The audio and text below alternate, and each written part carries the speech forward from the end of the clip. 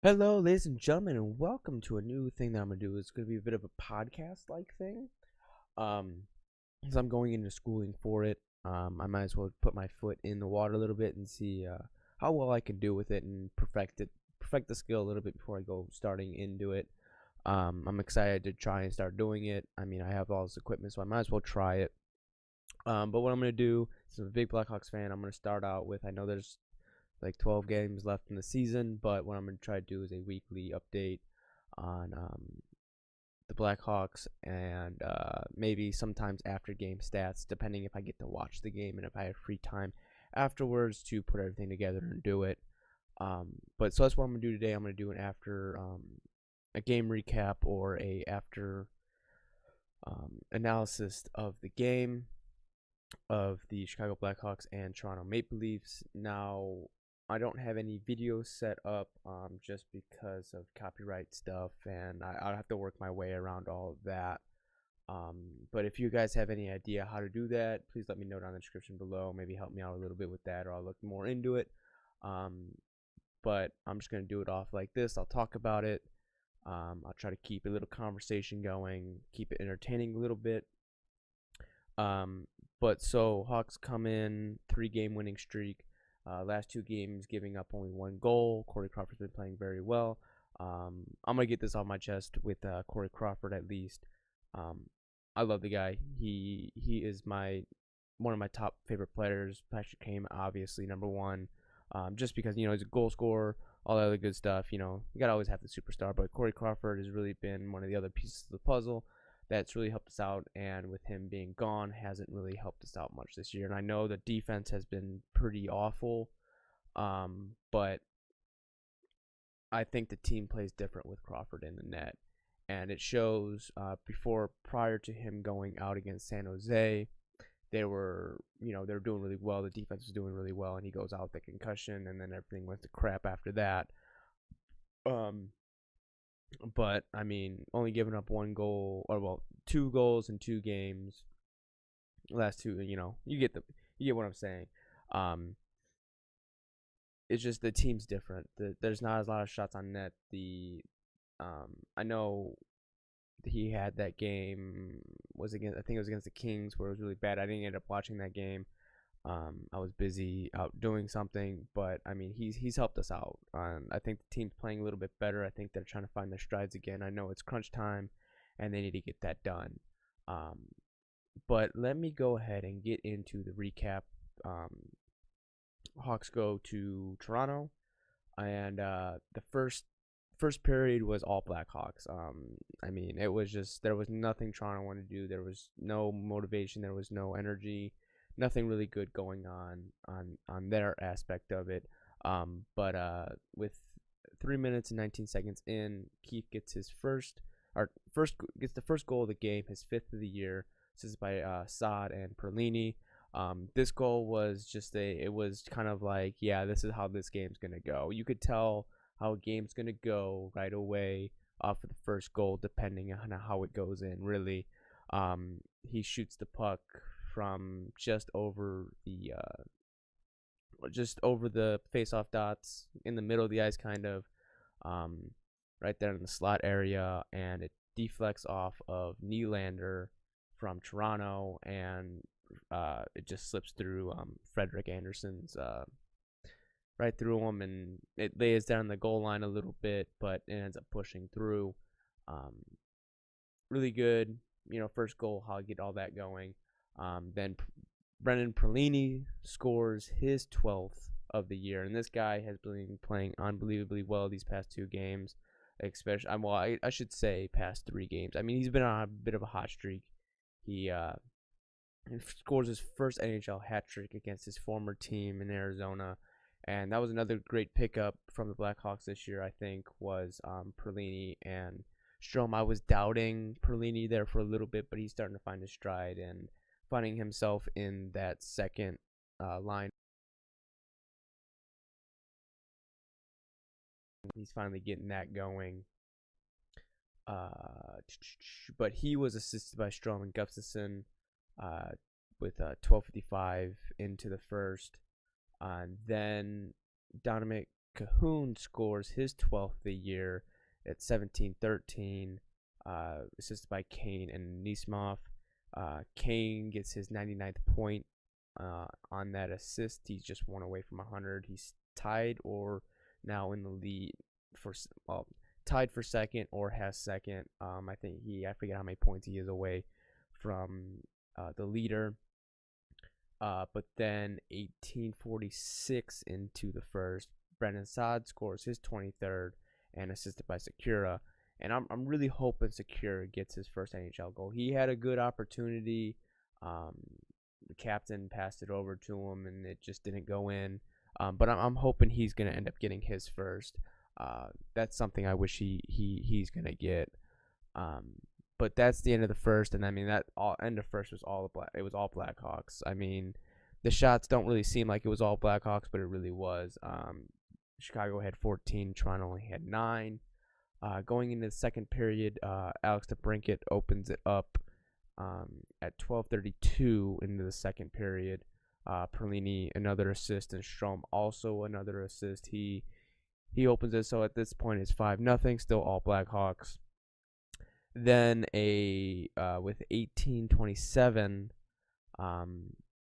the Blackhawks scoring streak stops there at 5, and Andreas Johnson from Toronto scores his 20th of the year with Riley and Nylander.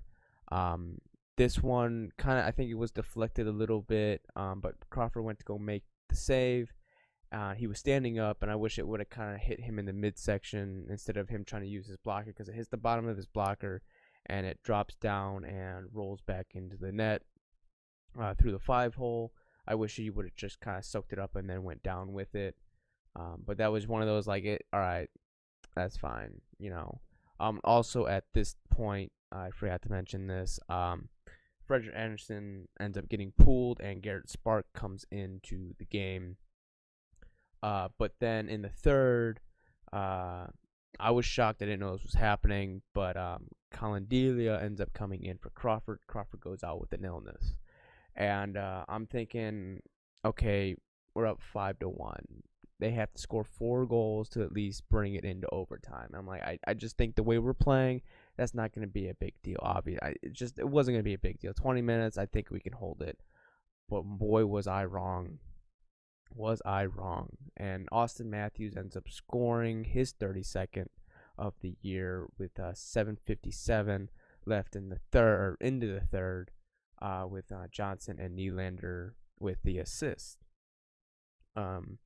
That was, it was like, okay, 3 goals. They still need to score 3 more goals. It's not gonna be that big of a deal. Then 10:55. Well, let's bring that back. 10:22 into the third. Kane gets a slashing call on Muzzin. I don't think it should have been a slashing call.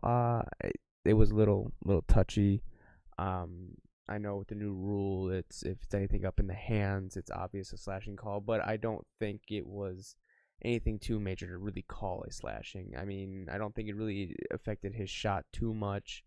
But it was just one of those things that you kind of have to live with. And at this point, I'm like, okay, it's Kane. He goes out with the slashing. Don't think twice about it, because I mean, we got our full penalty kill. I mean, nothing much can come out of that, right? We can at least hold him for a little bit and see what happens. And I got distracted or something. The next thing I look up, and the puck's in the back of the net. Morgan Riley scores his 19th of the year on the power play, with Matthews and Marner giving out the assist.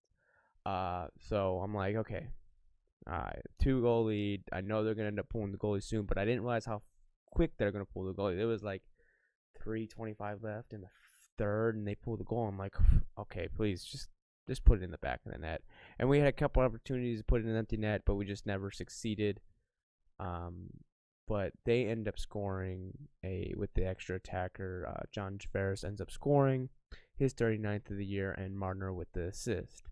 And that was at 18:29. So I'm like, it's a minute and a half, a little bit over a minute and a half left in the game. I think hopefully we can, pull it out and it was just an onslaught. It was Delia was laying out bodies everywhere. They could just couldn't put in the back of the net. Duncan Key or Seabrook makes an amazing save with his glove or something. There was a lot of things going on that I was shocked. I was shocked at this point. It was unbelievable.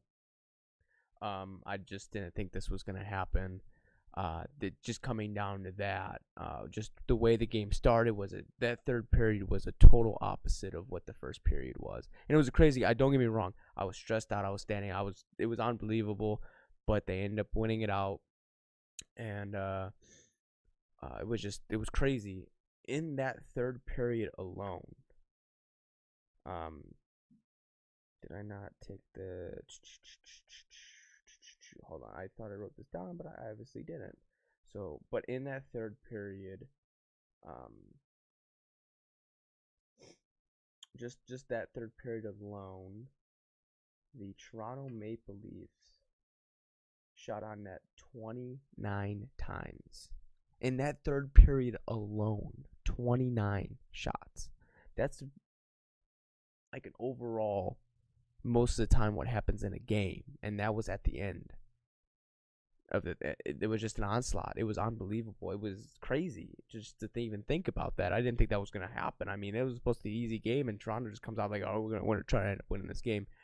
They almost did, but luckily, Delia made it one or two more saves to really seal the deal on that aspect. That I know there was a couple, like Keefe and Seabrook just couldn't get the puck out. I wish I would have seen them ice the puck a little bit more. I also wish, like, 17 seconds left, the crowd was going crazy. They were all into it. I really wish Jeremy Collinan would have called the timeout. Obviously, I'm not a coach, so therefore I don't know what he was thinking at that time. But just to kind of calm things down, settle the moment down, give your players enough rest. I mean, Jonathan Taves gets kicked out of the face-off dot, and Marcus Kruger wins it. And it goes back to, I think, Seabrook or Keefe, and he passes it around the back of the net, and it gets passed it back up to him, and it was just a lot of things that shouldn't have happened, and it happened. But we're gonna look here now. Is the shots? I said already in the first period it was 14-9, and then I think it was also 14-9 as well. My bad. It was 13-9. Chicago 13, Toronto 9. Then in the third, Chicago only had 12 shots, but Toronto had 29 shots. And the total is Chicago had 39 and Toronto had 47. So in that last little bit, Toronto had nearly 10 more shots than the Blackhawks did altogether. But I'm going to look at we're going to look at time on ice.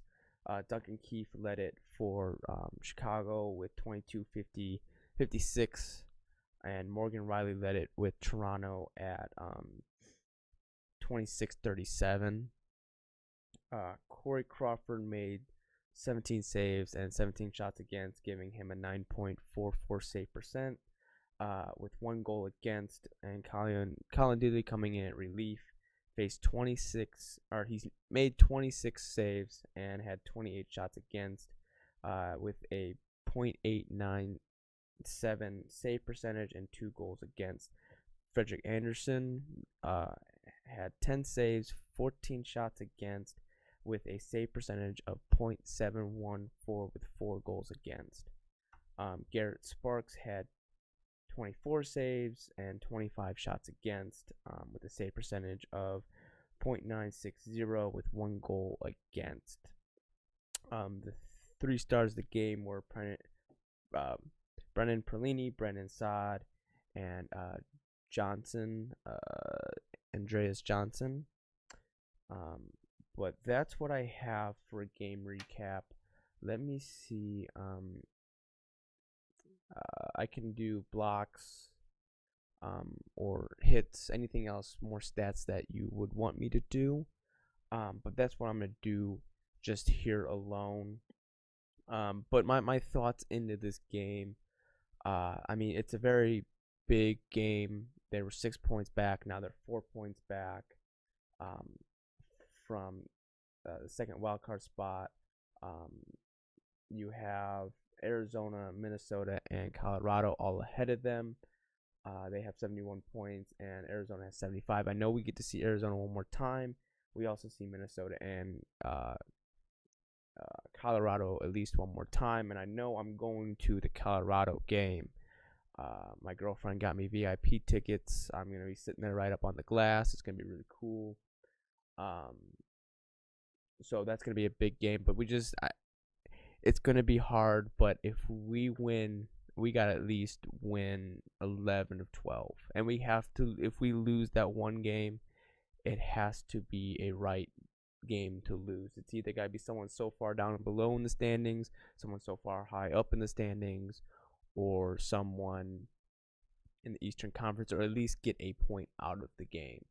But that's the big thing is what we got. It's going to be hard because um, we're gonna need three teams to fall apart, and that's going to be very, very difficult for that to happen. But going into the thoughts, they've been playing very well. I mean, they're on a 4-game winning streak. Um, and it starts with, that shootout and, only giving up one goal against in the last 2 games have been a big thing, a big turnaround. You got your people that haven't been productive all year starting to be a little bit more productive. Um, Especially Perlini. I mean, he's been helping us out a lot. I think that we were struggling at the beginning of the year, trying to start games out, but we'd finished really well. Now its settings are starting to flip flop a little bit. Defense is still been decent of late, but that last period they ended up screwing things up, and defense hasn't been playing very well.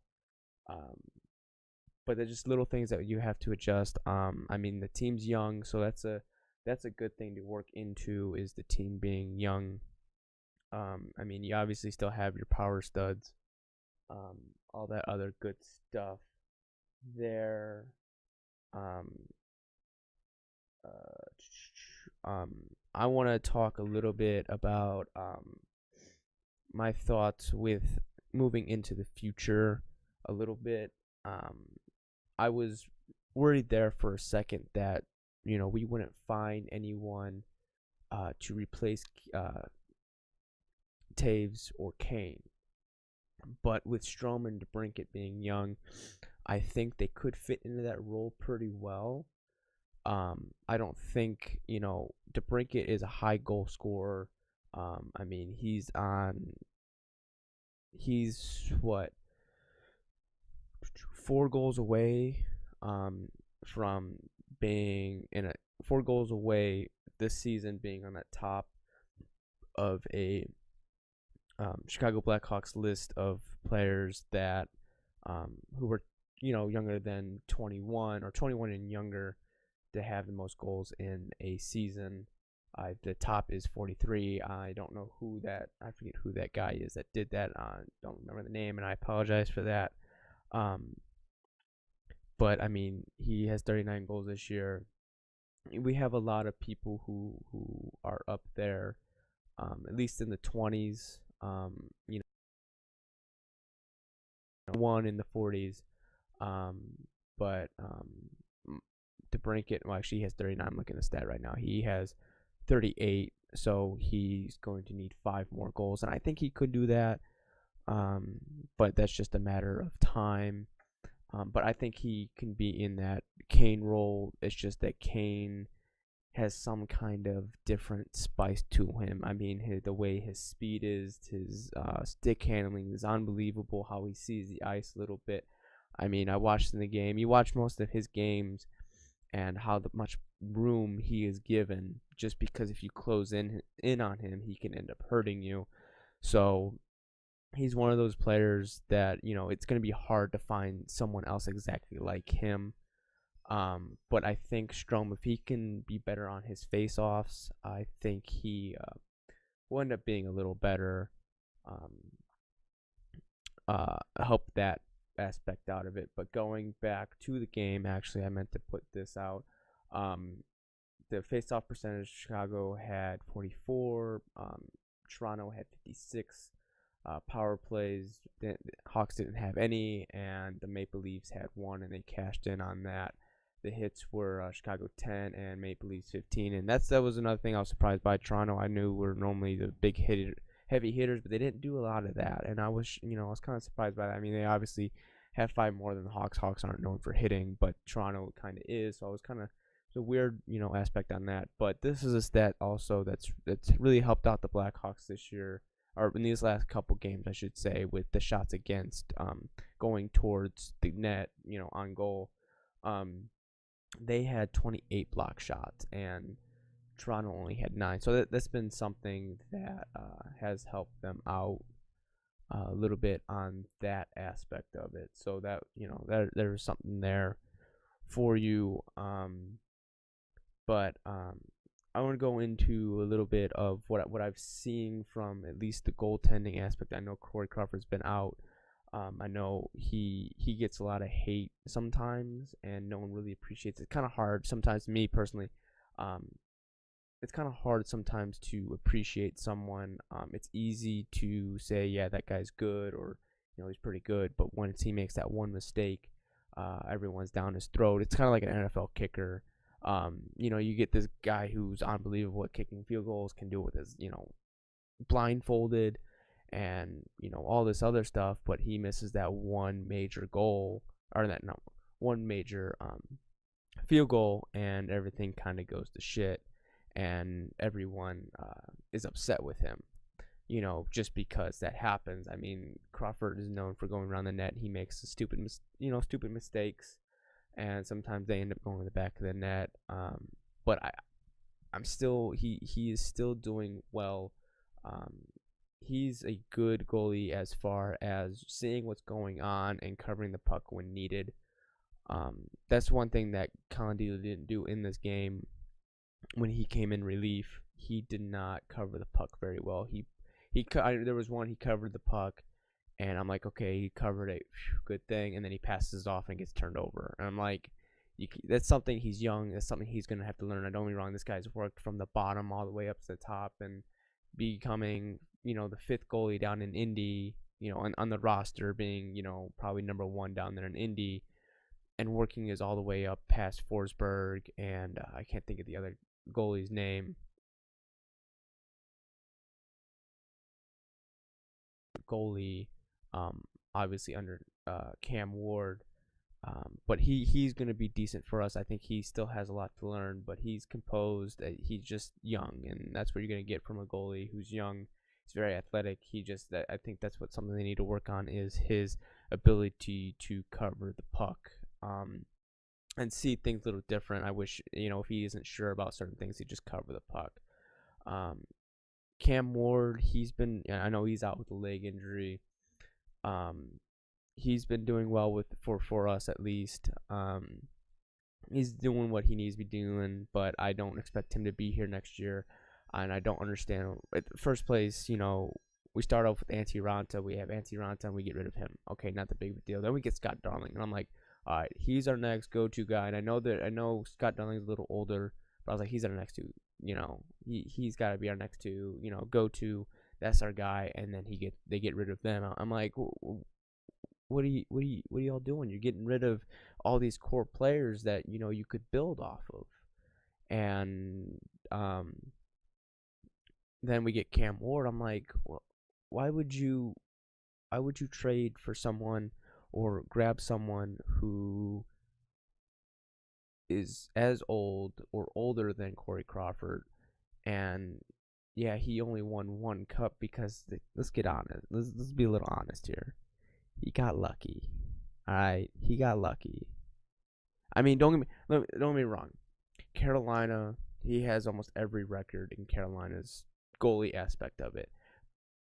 But he comes in as a rookie, and one guy has one bad game, and he gets put in the playoffs. And I'm not saying that he didn't do his job, and they end up winning. I mean, don't get me wrong, but he still got a little lucky. Because then after that, he doesn't even make that. The Carolina's nothing after that. I mean, they haven't done anything. As far as this year, I don't. They may be in the playoffs, but let me uh wild card real quick, my bad. No, I guess they are in the first wild card spot. But I'm just saying he got kind of lucky with that. You got put in that one, and he's a Stanley Cup winner because of that. And I'm not knocking. He's a good goalie. I just don't think he's a right fit. But you can tell, which goalie's behind or which one's in net because the team plays different. Crawford comes in, and it was just overnight change. Overnight change at Arizona, or when Arizona came, defense played absolutely phenomenal. I'm like, well, where's this been all year? What's the difference now than it was prior? But I don't know what the locker room connection is to everyone else. I know Colin Dooley is a young guy, so like, well, it's just a young guy, but wouldn't you want him to be your future? So wouldn't you want to help him out a little bit? I'm not saying everything has been great for them, but it just seems the mentality is different when at least Crawford's in the net. I'll put that out. I love Crawford. He's my guy. I'm glad he's back. I hope this illness doesn't take him out because the next game is Saturday against Montreal, which should be a good game, but it's another game that we need to win. But looking at the calendar here, okay, let's look into the future a little bit here. Okay, so Saturday we're at Montreal. That's a game that we could possibly end up winning, but it's a matter of who's in the back of the net. I mean, if Carey Price is in the back of the net, that's going to be a little different. But then we have Vancouver, then Philly, who's a bit of a hot. I was like, my girlfriend's brother-in-law is a Philadelphia Flyers fan, and I was kind of giving him her ass. I was like, yeah, was that the 21st? I was like, we're not gonna play a real hockey team, but they've turned things around. Don't get me wrong, they've turned things around. They're not so much of a laughing stock as they used to be. But here, the 23rd and 24th. Now listen closely here. It's a back-to-back game, and it's Colorado for the 23rd, and then we play at Colorado. Then we play Colorado again at home the 24th. Those are must-win games. If we don't end up winning those games, that's 4 points down the chute, down over. We have to win those games. Then we see Arizona again at Arizona. So that's going to be a big stat there. I mean, that's another win we have to have. The only team that we do not see is that's ahead of us that I thought we did, but we don't. Is going to be Minnesota. So we're done playing Minnesota this year. So we gotta hope they fall to dust. But I mean, we play Arizona and Colorado. Arizona once and Colorado twice. But then we still have to hold that because then the last week is going to be a very tough week for us. We have Winnipeg, St. Louis, Dallas, and Nashville. So those are going to be very hefty games to win.